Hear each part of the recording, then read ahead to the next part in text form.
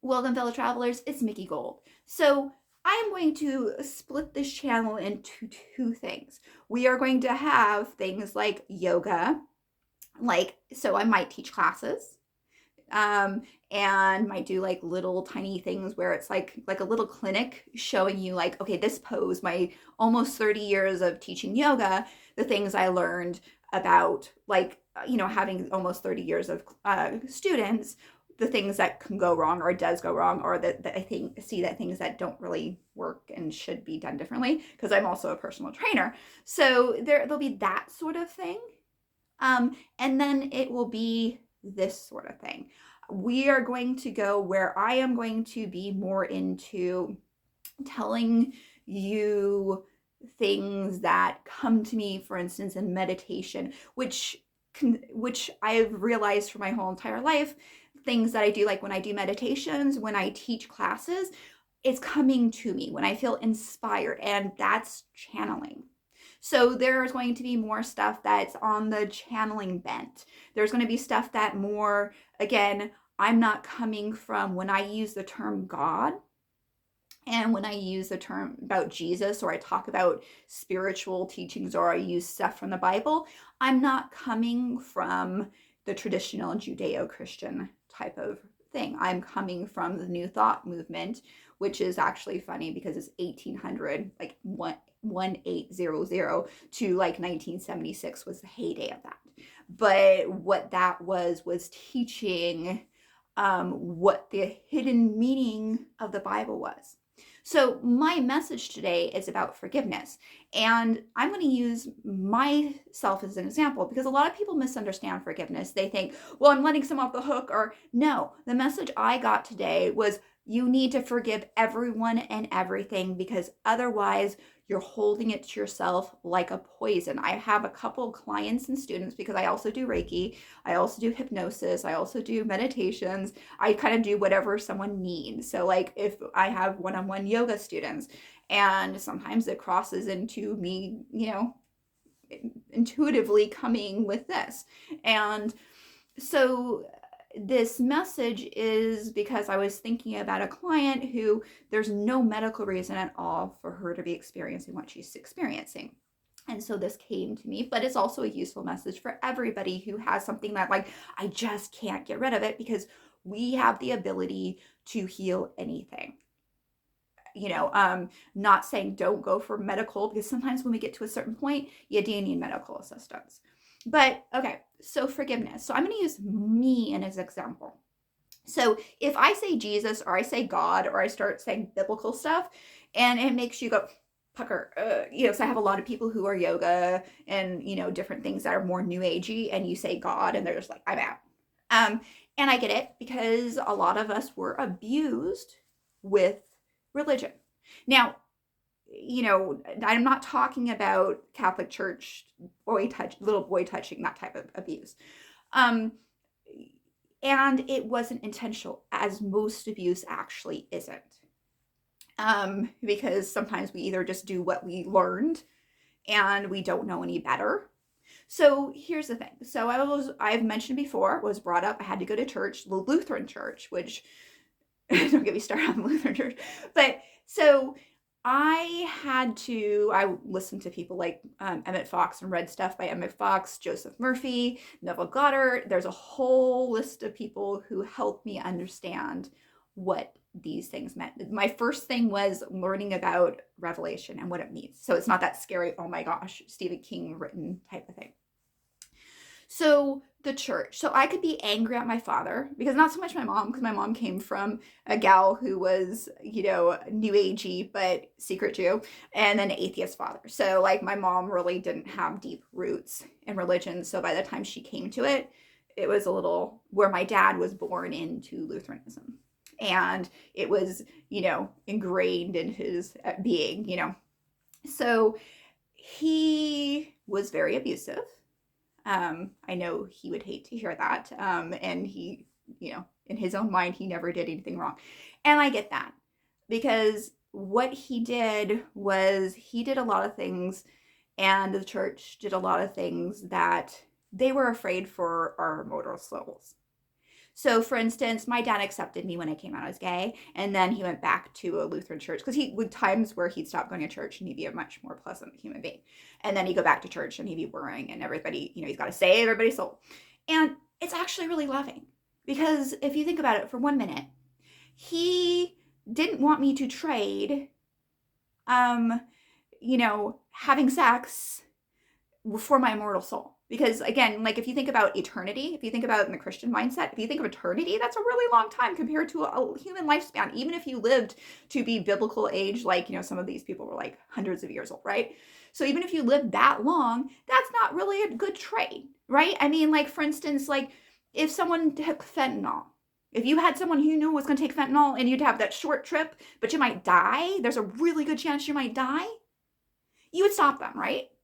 So in his mind, kind of same thing, because again, short high for limited time. Now, not saying there's anything wrong with gay, go with my thing here. But when I looked inside myself, I was able to free myself and free my father, because you know what? He's lived for so long in fear of eternal damnation because he wants to do this and he wants to do that.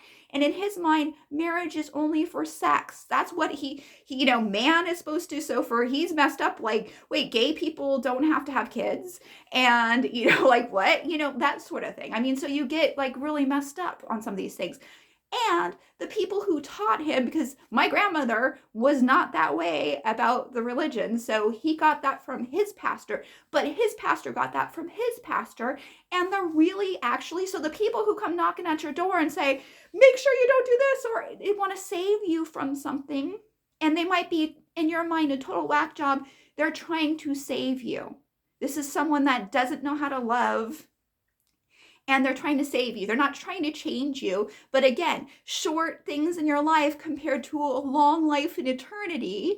Again, I'm one of these people who eat this or do this, so I'm not going to give up, my physical well-being for something like, oh yeah, that tastes good. But I've done that a few times with sourdough bread and ended up regretting it every time. So I'm not doing that anymore. But so this is the thing, is I can learn to forgive him because of the fact that, and if I look at that, he has a really good reason for that. And if you look at almost anything in history, people have a good reason for doing what they're doing. Somebody somewhere told them. Because if you study people, if you go into psychology, you don't have to go down the woo-woo trail. You don't have to go with me when I say, hey, we are all source. We're all one with source. You all have, just like you have a mommy and a daddy, and their egg and sperm contributed to like 48 and 49% of your DNA. I know those numbers didn't add, but like closer to, So, you're considered their progeny, and every other kid they have is related to you. So again, we are all one in source. We're individuations of source. We are not God. If you walk around saying, I'm God, you're going to get put in that. Now, if you say God is me, so I have God source in me, I have God presence in me, we all do. So when people do something that's wrong, bad, or evil, which there's no such thing, there's either love's right here, and either everything's either closer or farther away from love. And what happens when you move out of love is you go into fear, which is false. It's not true. There's only one source. There's only one power. Whether you call it source, God, creator, there is only one thing in this universe. And everything else is just a reflection. So we get that. We get that in the New Age movement, that yes, everything's a reflection of me. What I see outside is my lenses. But it's even bigger than that. Everything outside of you is you. Everything outside of you is God. And it's just people. So the people you cannot stand the most, you need to be remembering that they are God. You need to be sending, instead of F this person, F that person, you need to remember them in source. You need to remember that inside of them is source, is soul, is presence, is light, is whatever it is. They have it. They just forgot it. That's the whole point of life. It's a game. It is something that we're supposed to be enjoying, but we forget that is a game and we take it seriously. We take it like we're going to die, but you are source, you are God, you are part, you're a piece of that. What created you is inside of you. I mean, again, if we're going to go biblically, Jesus said, the kingdom of heaven's is within you.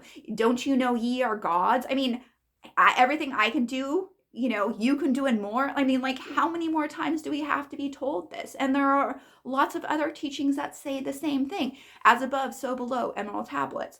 Like they're all saying the same message. They're just coding it different for different sorts of people. If you were born of an Asian culture, you'd be hearing certain things, but in a different way. So for instance, with Taoism, the thing is, they say the Tao that can be explained in words is not the real Tao. So that's the same with creator, source, God. If you can imagine a beard and all that sort of stuff, that's not God. It's beyond our knowing. How can we understand what created everything? Because we don't really understand some of the very minimal things about our own planet. So how in the world can we understand what created everything? All right, folks, feel good.